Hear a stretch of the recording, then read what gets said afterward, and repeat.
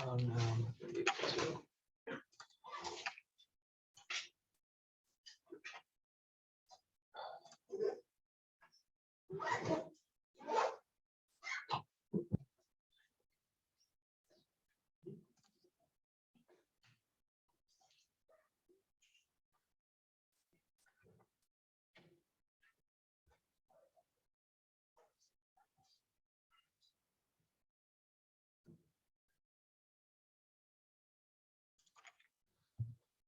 All right.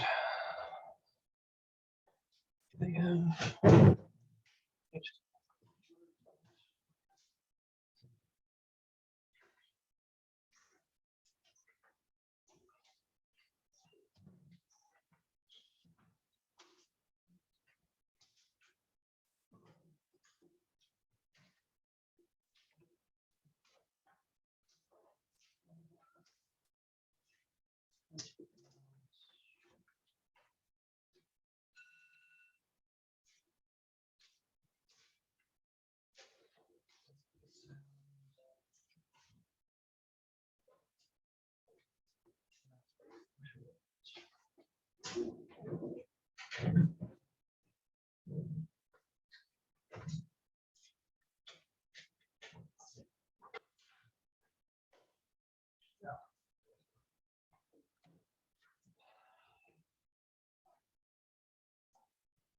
Station.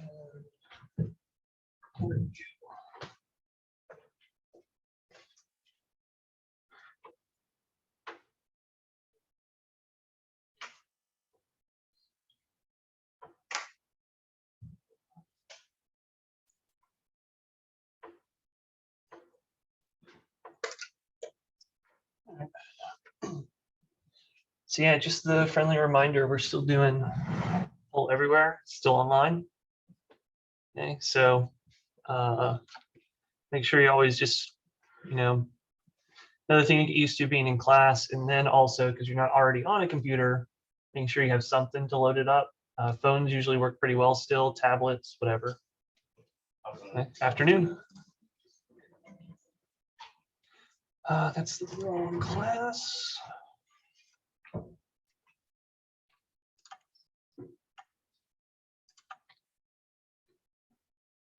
So, if you're already there, you see that daily quiz.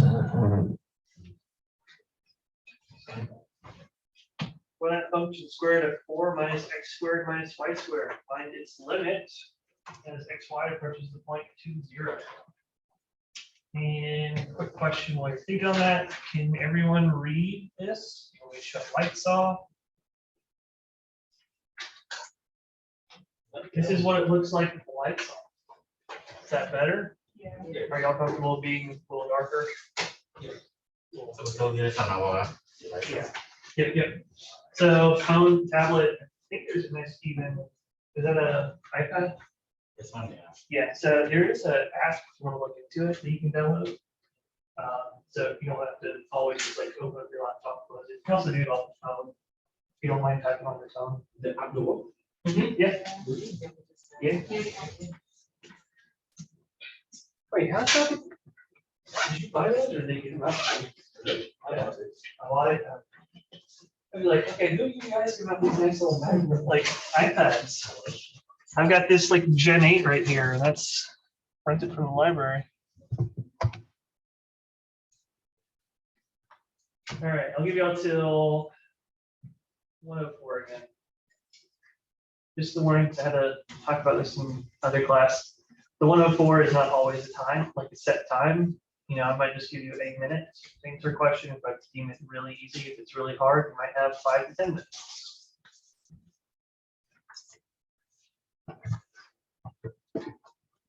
Okay, I'm still muted. You go fill the water real quick.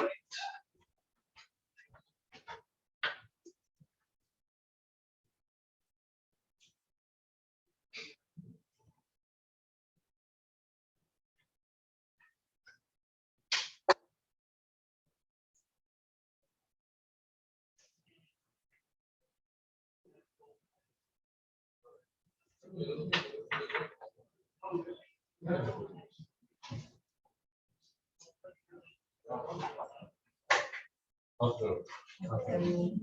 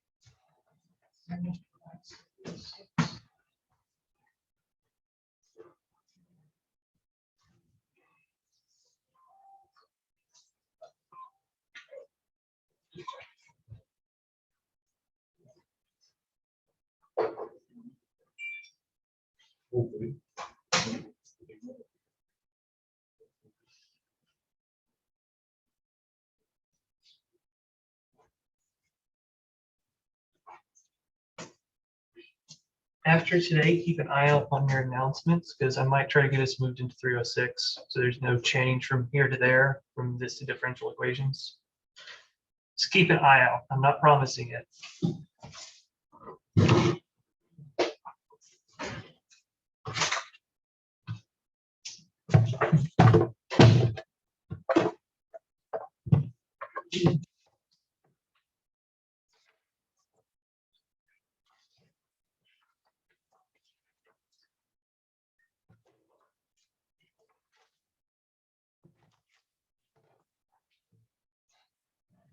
All right, roughly 1 minute left.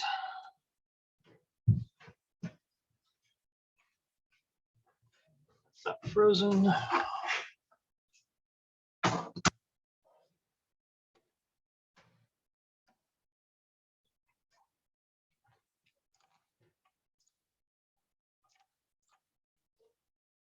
Now, yeah, so I can go make sure people are submitting. 1, 2, 3. Yeah, I think we're still under here.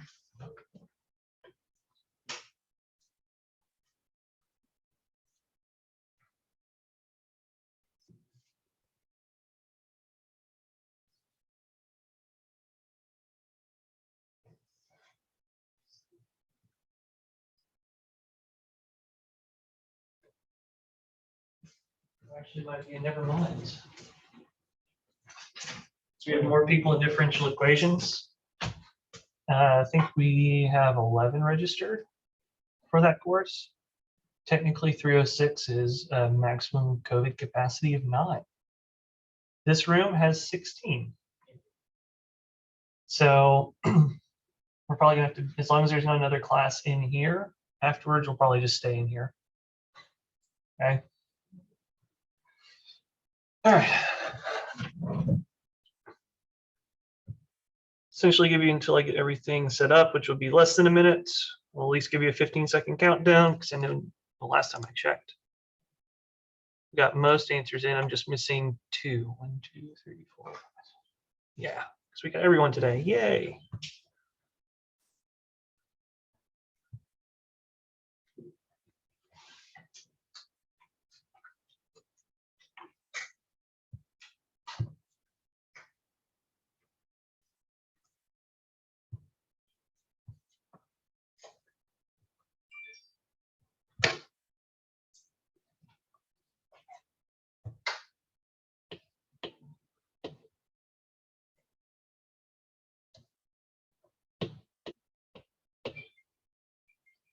Oh, someone didn't silence their phone. And they're watching or paying attention to some sports thing. All right, 15 seconds just in case you want to change your answer or also to submit it.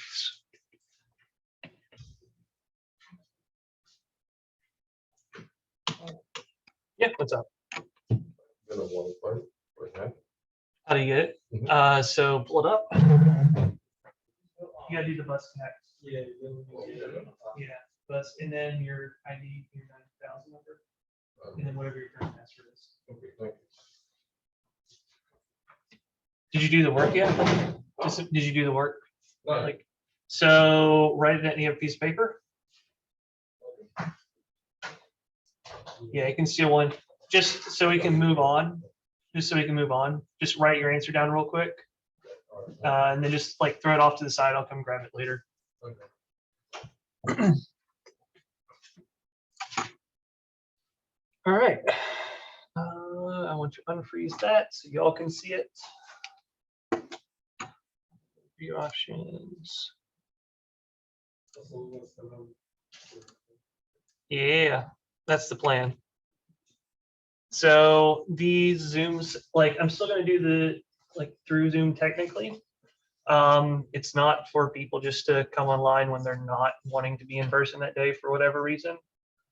So you can get the recordings, you still have all of this going on, because like I said, I'm not giving you these notes, but I will still be uploading, okay? Plus, I can keep this here as a fail-safe, if you will. So let's say someone ends up getting exposed or test positive, especially if they're not really experiencing any symptoms, but still want to attend class, then I'll give you the Zoom link. You can join class for those few days that you need to be out to keep everyone safe. Join via Zoom that way, and then once you're able to come back in person, I want you to be back in person, okay? Is that understandable to everyone? Clear? Cool. All right, you got your answer down, Simeon? Cool. So throw it off to the side. You can just even rip it off the piece of paper. You don't have to use the whole paper if you want to. Not necessarily your notes, but just that part of your answer. Or did you get it in already? Like on. Yeah, do it. But I'm going to lock in 10 seconds. So I'm already there. Then once you, I guess, while we're waiting, any other questions? So while we're here. Oh, no. Whoopsie. You weren't supposed to see that one. It's in the super secret instructor screen. All right. I'm going to deactivate it here in 3, 2, 1. All right, so what's the answer? It's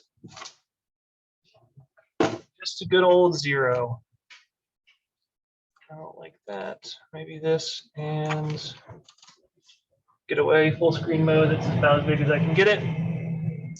Yeah, it's 0. So this 0.20 is technically a boundary point. Okay, the domain for this function, similar to what we've seen before, it's going to be the set of all points in R2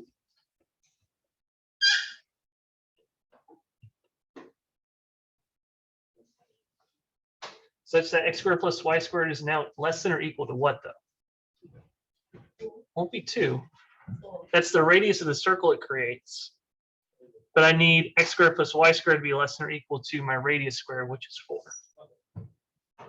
So I need it to be less than or equal to 4. So as long as this combination of x value and the y value are added together, they're less than 4, you can just plug in, right? And hope it kind of works out. It's a nice little continuous function.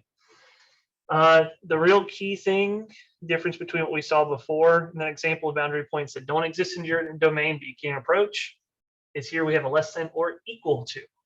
Before it was just the strictly less than.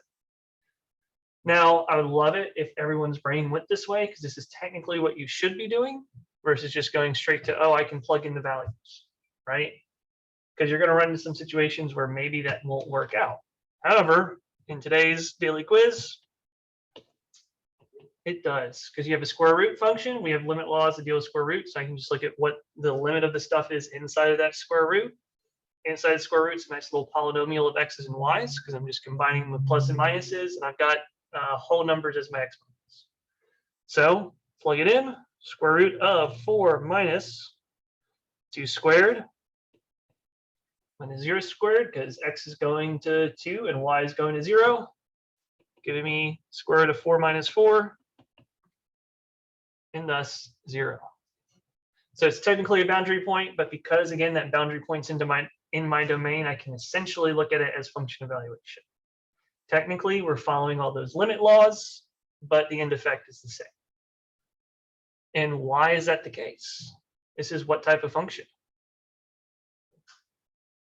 Limit and the function evaluation are the same. Continuous.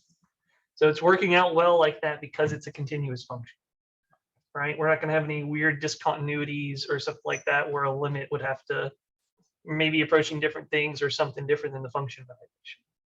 Okay. So any questions? I just want to make sure both of you can see. I know that column is there, but you can see it all right. All right, cool.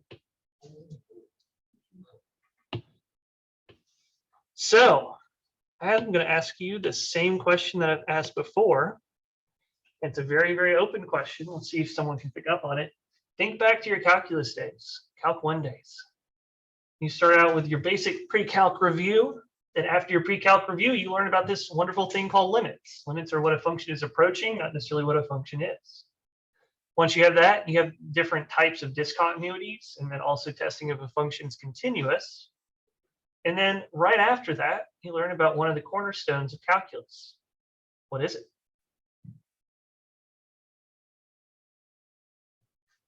It was probably the biggest thing. What was that? Derivatives. So guess what we're going to be doing next? Derivatives. But we're considering different types of functions now, right?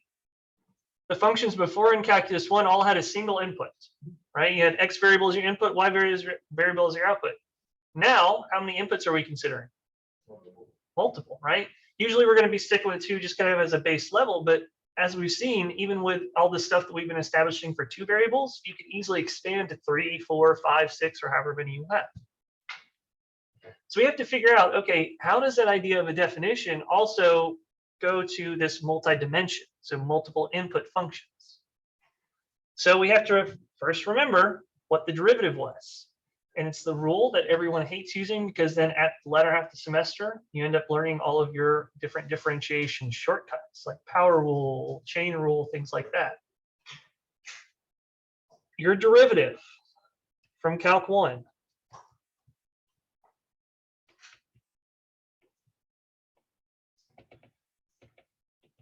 was defined as what? So I'll give you a hint. You'd always do, if you're considering for a function f with respect to the variable x, this is all I'm going to fill in for you. The limit as h goes to 0 of what?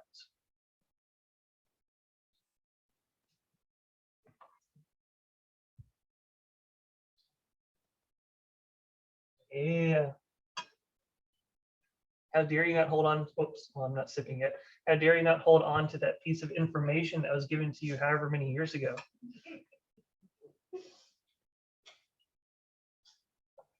So maybe a hint will help you. It's your change in y over your change in x, because derivatives are the slope of your tangent lines.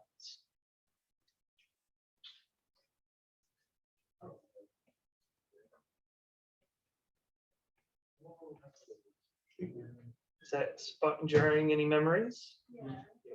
F of x plus h minus what? F of x all over? Yeah, h.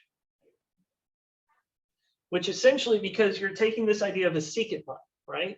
You're taking 2 points along the graph of your function, drawing a line between those 2 points. So you have 2 different x values and 2 different y values.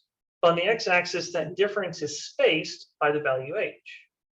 So x is the point that you care about, the point where you want to find the slope. X plus h is the input for just a step out, right? You can either go to the right on the x-axis or to the left on the x-axis. And the idea is, if as long as I keep moving those 2 points closer and closer together, those secant lines, that difference quotient is what that part inside the limit was called. The secant lines are created, or the slope of the secant lines created by the secant functions will end up converging to the slope of the tangent line. And that's why we take it in limit as h goes to 0. And the other reason why limits are super powerful with this difference quotient, can I just plug in h to be 0? No, because I get a 0 in the denominator. However, if I'm considering just what it's approaching, and also you do a little manipulation, that's never going to be an issue as long as the derivative exists. It can be tedious, it can be crazy sometimes, but it's still going to exist. Or solvable is what I should say. So then the question is, what happens when I consider it with two variables, a function with two variables? What am I going to do? Well, think back to the level curves that we talked about in the vertical, or the vertical what? Losing vertical traces. There we go. What did we essentially do? Level curves, we set our functions equal to a z-value. For our vertical traces, we always do what?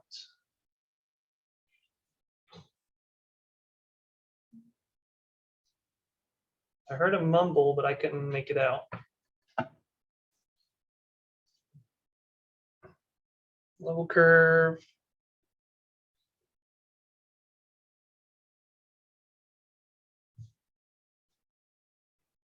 What did we do for these vertical traces?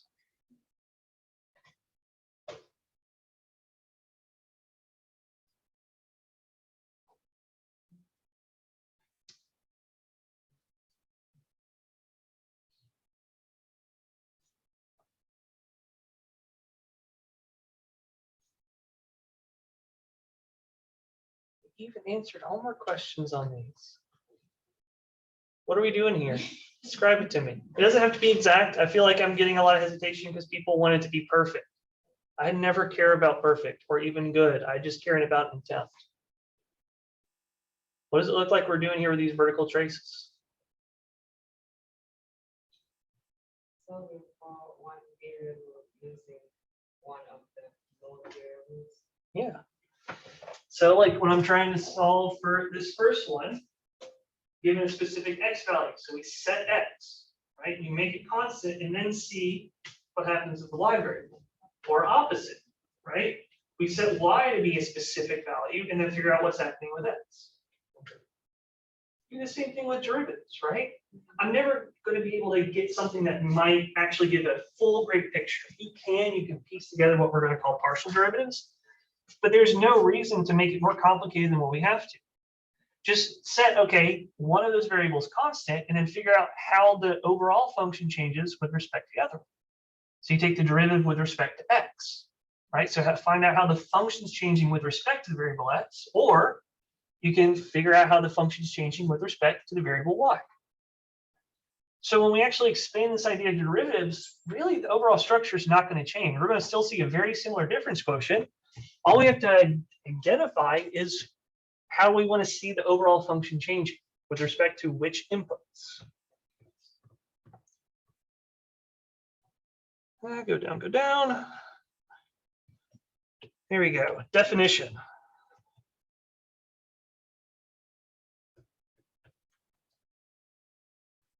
So we're going to let f of xy be a function of two variables.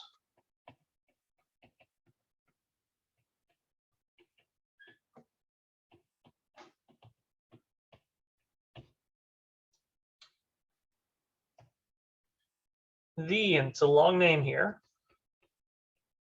partial derivative of f with respect to x.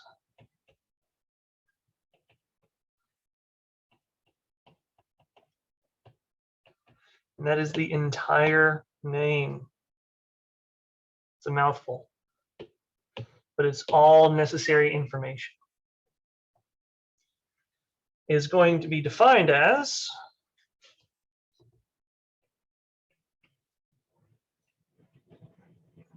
the limit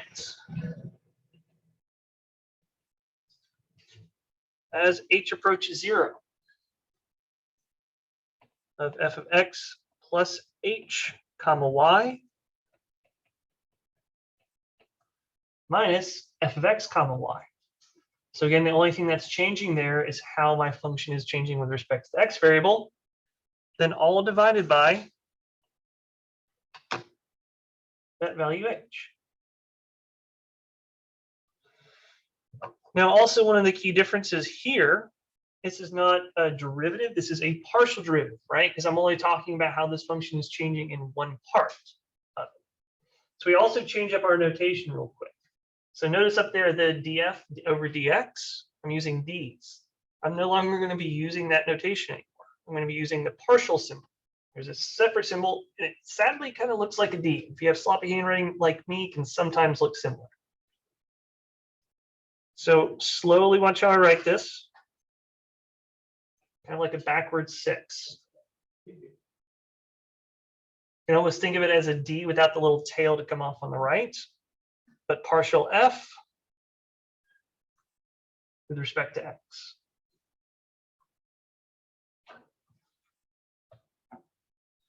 But all you're doing, again, is just fixing y. You're not going to consider how y changes. That's not the point. I want to figure out how the function changes as x changes. So we're holding y always to be constant. Similarly,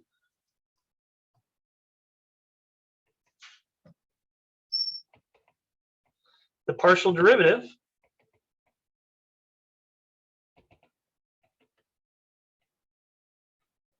of f with respect to y. And you're going to see me use some shorthands right there. WRT. What do you think that stands for? With respect to. So just like how, I think it was the first day or second day of classes, I accidentally did ST without first telling you first. Right, first telling you first, that's redundant.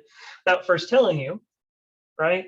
It's because it's one of those phrases that we write so often that we can just use an abbreviation. And as mathematicians, which we all are, especially at this level, right? We're all mathematicians in here. It's going to be a language that we learn to know. So if you want to make that little note, just off to the side, WRT. That's also just going to help prevent me from having to write out too much. It's more of why we love notation, right? So similarly, the partial derivative of f with respect to y is defined as partial f over partial y. And it's going to be the limit. And just to help make sure I can differentiate later, instead of using a lowercase h, I'm going to use a lowercase k, but it's going to be the same thing. It's still approaching 0. And now I'm going to hold my x variable fixed and see how this function changes overall with respect to the y variable. But it's the same difference quotient that we see.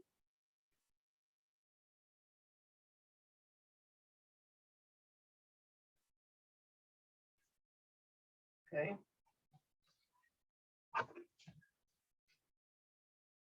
So let me see if I can fit this note here. Part of the reason we're going to make this differentiation is we're going to, as the course goes on, get used to seeing this symbol, this partial. It's always going to indicate that there's a multivariable function going on here. Okay.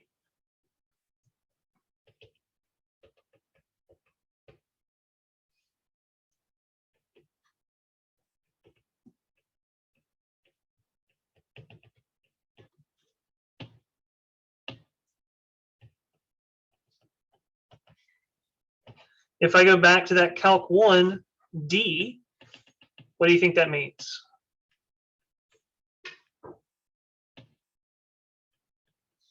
Still derivative, right? Partial is also derivative though.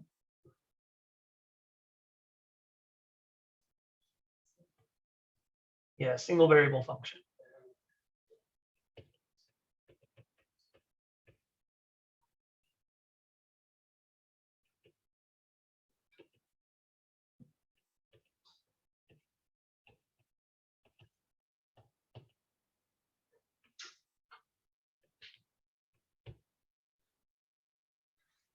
Though it's not always preferred. At some point, once you start using that partial symbol so much, you're probably, even if you go help someone in Calc 1, you're probably going to end up using that instead of a D. Okay. So, but they'll look confused at you.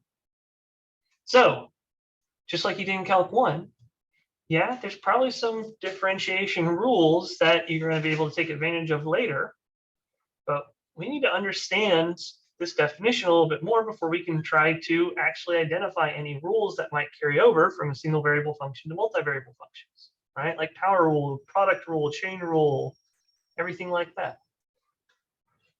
So we're going to start by using that definition.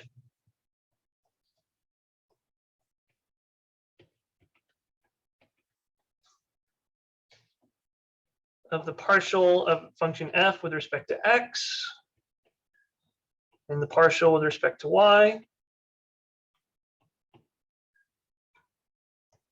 or the following function f of x comma y is equal to x squared minus 3xy plus 2y squared minus 4x plus 5y minus 12.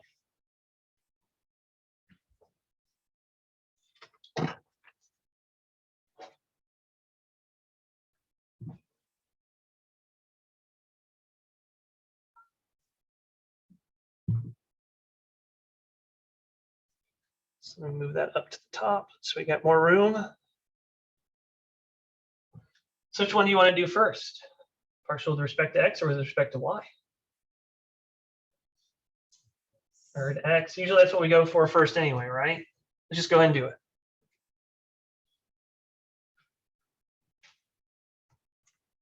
This means I'm now considering the limit as h goes to 0 of f of x plus h comma y minus f of x comma y, because again, I'm just considering how the function's changing with respect to the x variable, all over that difference. So I hold y constant, I'm looking at the xz plane. So I'm making essentially another Cartesian coordinate with just the x variables and the z variables, and then I just go through the same process of creating all these secant lines that are converging to a tangent line. I want to figure out what the slope of that tangent line is. So f of x plus h comma y. I take all my x variables in the function and replace it with what?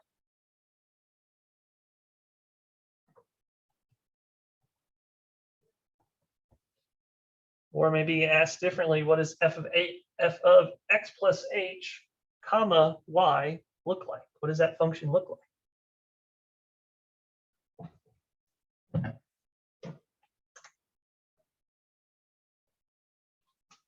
So this function is just telling me, right? The variables are there, but they're buckets. Tells me what to do with the first thing that you give me. Also tells you what to do with the second thing that you give me. I just refer to them as x and y for convenience. What is the first thing I'm giving this function right here? X plus h. So I follow what it says for what to do with x, right? What is coming first one? So I square it, subtract it from 3 times whatever I gave it, times whatever the y is, and just keep following that same idea, right? Just a nice little function evaluation. So x plus h squared minus 3 times x plus h times y, because the second input that I'm giving it is just y. So really, when I kind of think back to the original way the function is written, the y's never changed, x is just changed to x plus h.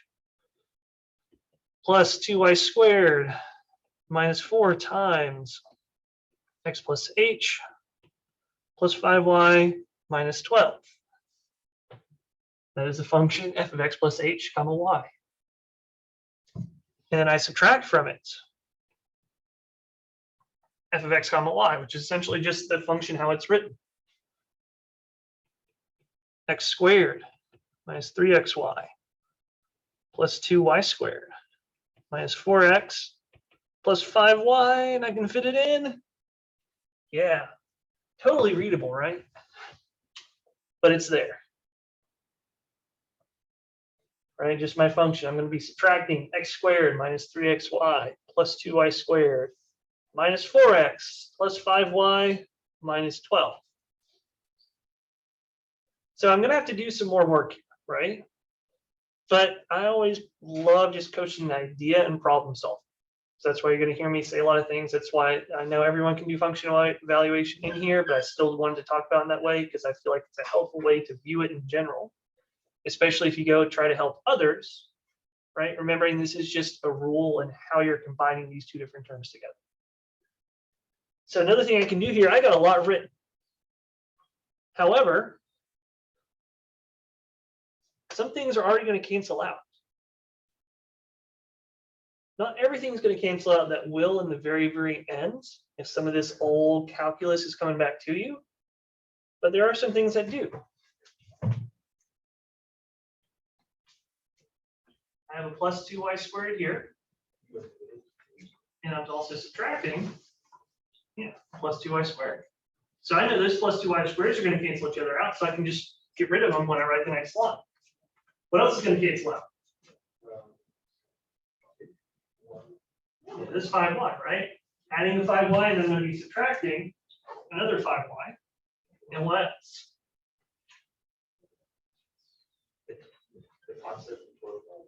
Yeah, these 12s. 12s will also cancel each other out. It's 133. Oh no, I thought he was packing up.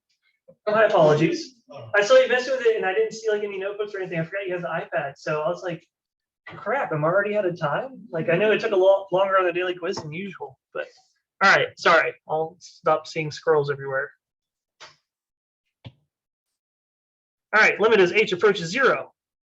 So the x plus h squared, I haven't really done anything with it yet. I can leave it for now, just write out what's left over after I cancel the easy things. So I have x plus h squared minus this 3 times x plus h. The 2 y's we said cancel out. Or 2y squares, I apologize. The 5 y's and the minus 12s. Meaning that I still have this minus 4 times x plus h. And I'm still subtracting an x squared minus 3xy minus 4x all over still h. And all we've done is essentially decluttered this formula, right? We had a lot of stuff before. Now it's a little bit more manageable. So what would you do next? Oh yeah, 3x plus h times y. Good catch, thank you.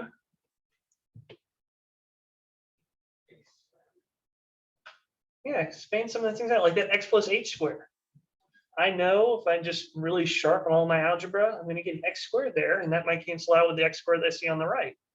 If I distribute that 3 and the 4 through, and the y through as well, in that first one, then I'm probably going to see a 3xy appear. And I'm probably going to see a 4x appear. That's going to end up canceling out. Yeah, so let's expand some of this stuff out.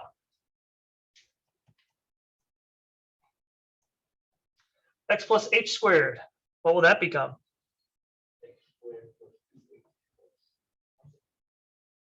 To xh plus h squared. Yeah. All right. Well, I have a 3 and a y. Then I need to distribute through. Technically, negative 3 and a y. If you didn't see where I kind of shoved it in at the end there, because I forgot it earlier. So that means this is going to become a minus 3 times an x times a y, and a minus a 3 times an h times a y. What's up? Ah, gotcha. Gotcha. All good. I can distribute that negative 4 through, giving me a minus 4x minus 4h. And then I'm still subtracting that x squared minus 3xy minus 4x all over h. But wait a second. What else do you see?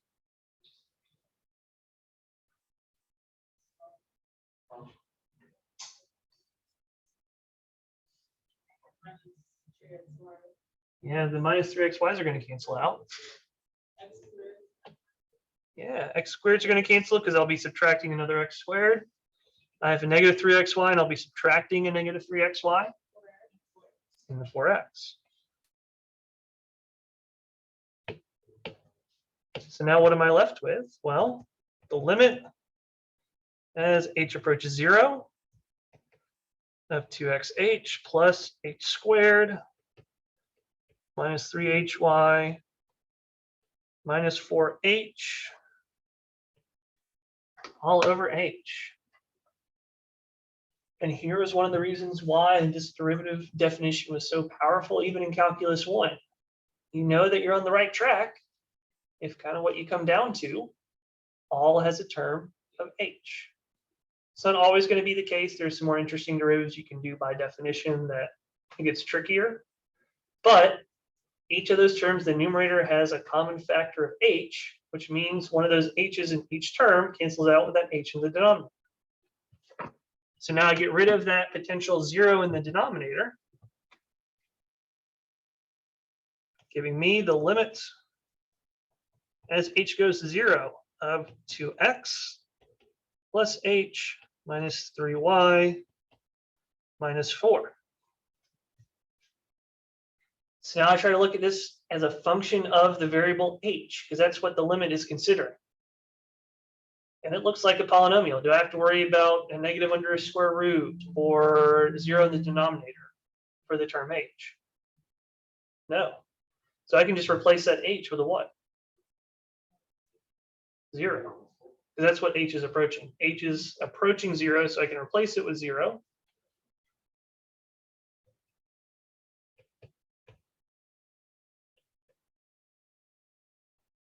So I get the partial derivative of this function with respect to x is 2x minus 3y minus 4.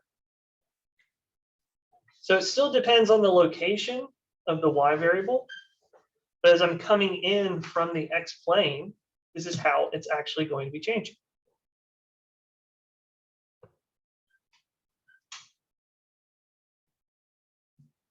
And let me do it this way.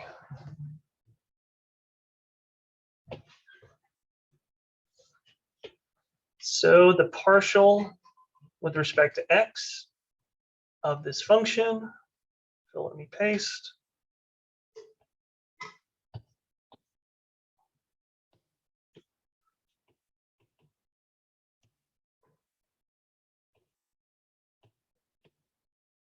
It's equal to 2x minus 3y minus 4.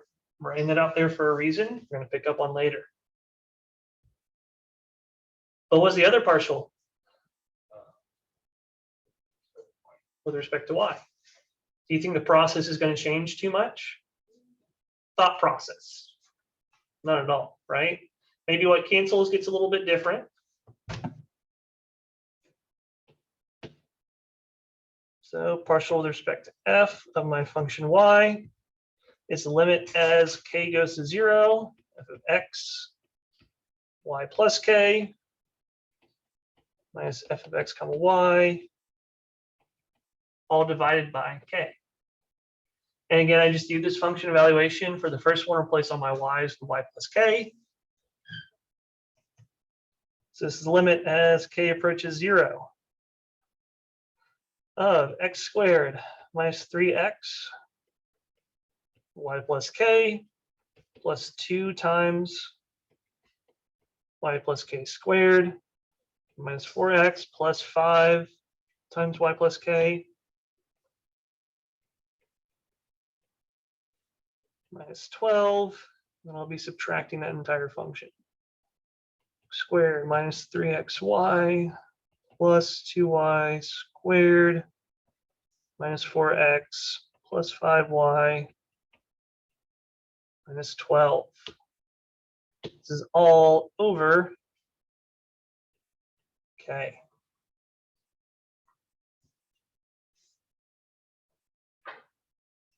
And then I can play the same game that we were doing before with what cancels out, but I probably have a little bit more insight into what actually will cancel out. What about the x squareds? Yeah. X squareds will cancel each other out. What else do you spot pretty easily? 12s, definitely. What else? I heard it. 4x. Now I've got the easy ones. What else do you see will cancel out? Yeah, so I got the 3xy. So what I'm just going to write it here. Let's get rid of that term. So when I distribute that negative 3x in, it'll be negative 3x times y plus negative 3x times k. So I just want to get rid of the one that deals with y, because I'll get rid of that term. Yeah, I know there's going to be a 2y squared that's going to appear from this. Might not be as easy to spot, so I'm not going to cancel it out yet, right? Let's maybe not always jump ahead of ourselves, even though we know it's going to happen, so we don't make any simple, silly mistakes. Yeah, the 5y will also cancel. When I distribute that 5 through, I'll get a times 5y that's going to cancel out with here. So again, just this idea, this thought process of we can use some reasoning and cancel some stuff out, right? Don't take too big of jumps if you don't feel comfortable with it. Just the first ones we spotted that were easy, cancel them out, and then expand everything out, see what else cancels. Anyway, you should get the limits the way we're approaching it. Limit as k approaches 0 of negative 3x times k plus, and I'm going to have to expand out that y plus k squared and then multiply it by 2. So it'll be 2, let's write it this way, y squared plus 2yk plus k squared, and then plus a 5k. I'm still having to subtract 2y squared all over this k. But I've done a lot here to just kind of eliminate most of the clutter. And then again, I ask myself, do I see anything that cancels out? Yeah, because I'm going to have to distribute this 2 through, right? Going to give me a 2y squared, a 4yk, and a 2k squared. But the 2y squareds will cancel each other out.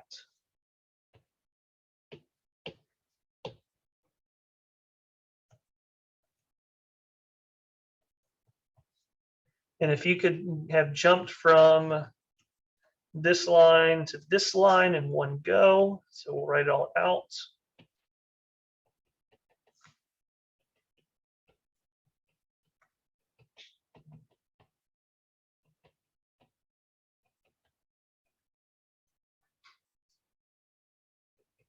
That is more than fine.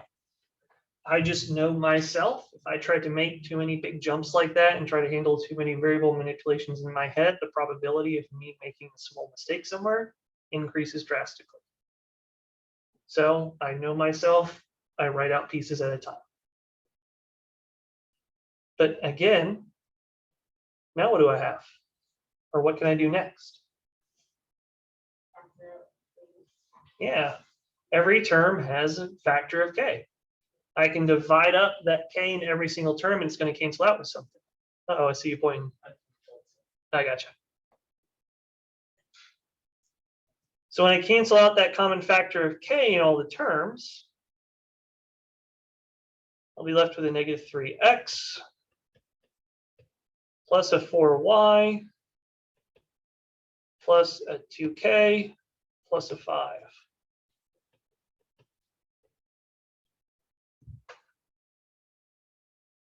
So what is this limit going to be?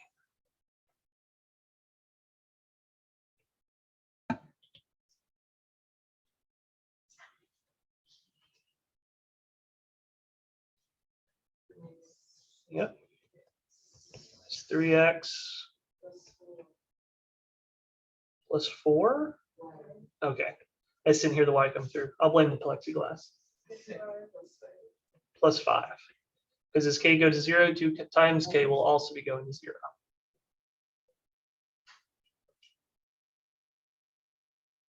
And if you haven't finished writing it down, I know, I apologize. I'm going to copy, paste. Overall, we had that one, and then copy, paste again. But this time it's the partial with respect to y of that same function.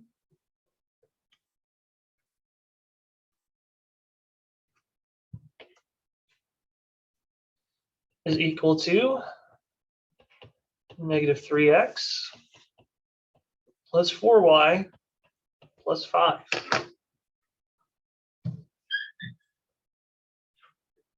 So, first observation I want you to make is the derivative with respect to x the same thing as the derivative with respect to y? No. They are not the same. They will rarely ever be the same. Okay? So don't make a common mistake of what some people try to do and say that they're going to be the same thing. They're never, almost never going to be. So they're always going to represent two different functions because you're approaching from two different ways, right? One of them you're approaching with the x variable, and one of them you're approaching with the y variable. Now, I also said two things. When I take the derivative with respect to x, I'm holding y what? What's the word I used? Constant. Okay.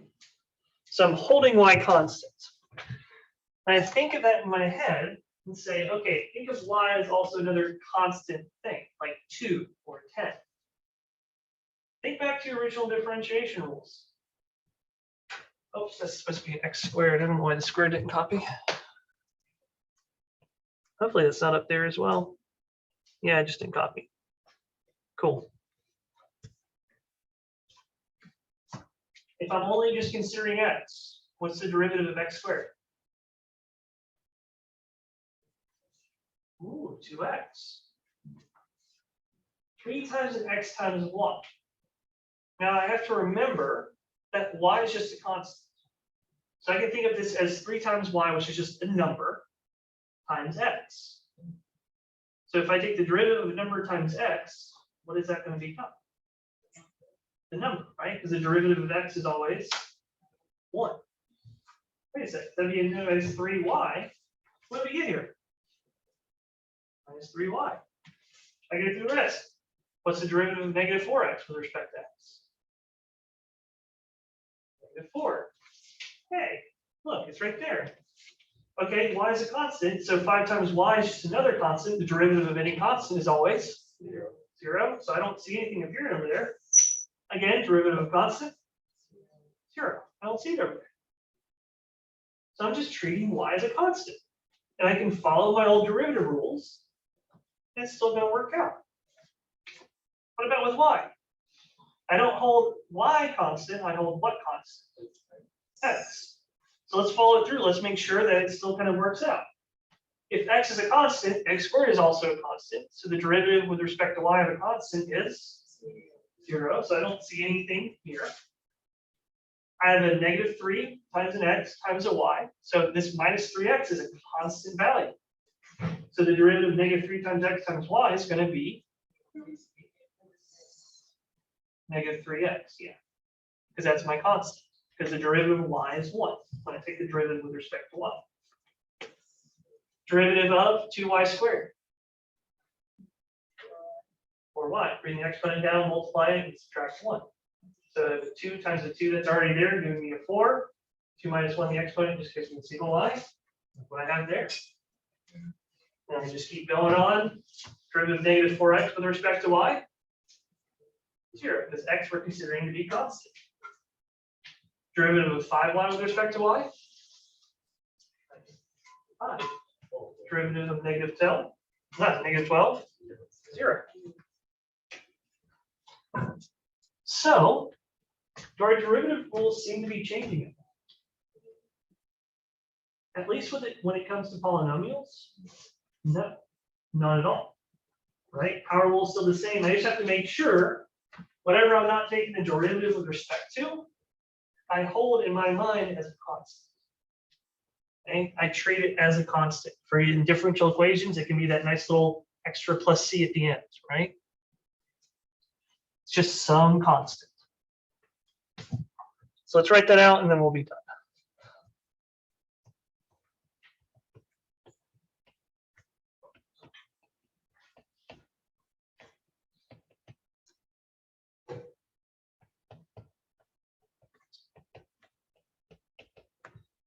Oops, not wholly.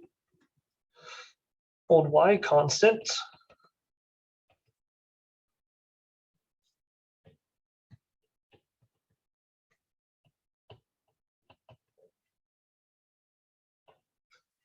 And just find the derivative, essentially single variable function, with respect to x.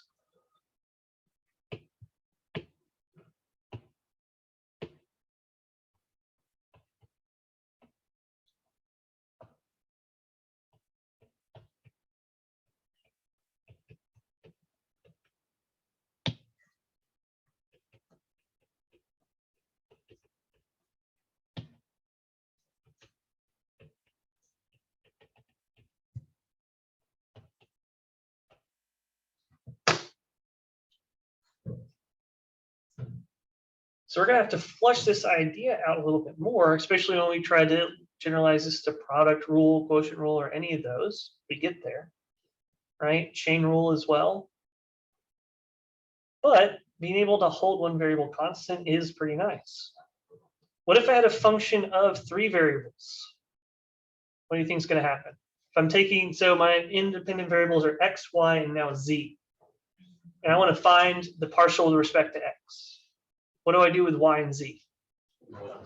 Hold those constant, right? Because the only thing I want to care about is how it's changing with respect to x. If I had 4 inputs and it was x, y, z, and w, and I wanted to find the derivative with respect to x of that 4 variable function, what do I do with the other 3 variables? Hold them constant. Okay. So it keeps expanding because we're always just going to be trying to approach from just one dimension. And then we have to do that. We have to figure out how we approach from a single dimension in all 4 dimensions and use all that information to piece together the larger picture. Okay. But calculating partials are not too difficult, I hope. If not, we'll get practice with them. Okay. So already over time, we have to be ready by 2. So if you have questions for me, shoot. If you don't, or don't want to just kind of hang around, listen, use the time, go to the restroom, whatever. Is anyone standing outside?